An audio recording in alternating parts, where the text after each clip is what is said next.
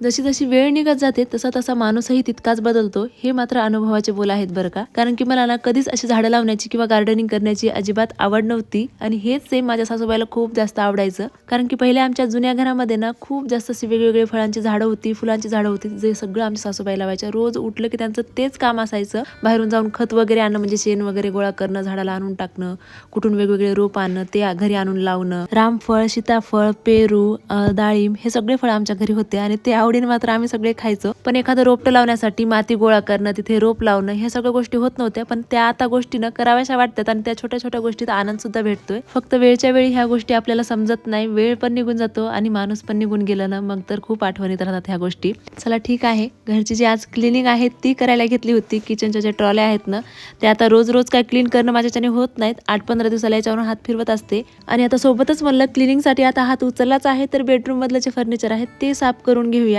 कारण की हे सुद्धा असं हात लावलं लगेच त्याच्यावरती हात उमटतात. आता इथे आपण खरकटे हात जरी नाही लावले तरी हाताचे ठसे जे आहेत ते लगेच दिसून येतात. आता असायला तर सगळ्या वस्तू घरात असाव्या वाटतात, पण ह्याला ना क्लीन ठेवणं सुद्धा तेवढंच गरजेचं आहे, जे की मला ना रोज हात फिरवणं होत नाही. ह्या गोष्टीवरून 8-10 दिवसाला अशी डीप क्लिनिंग एकदा करून घेते मी.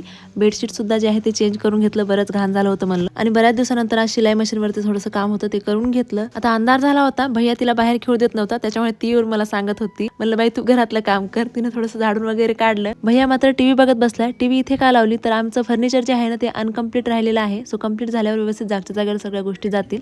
तोपर्यंत बाय.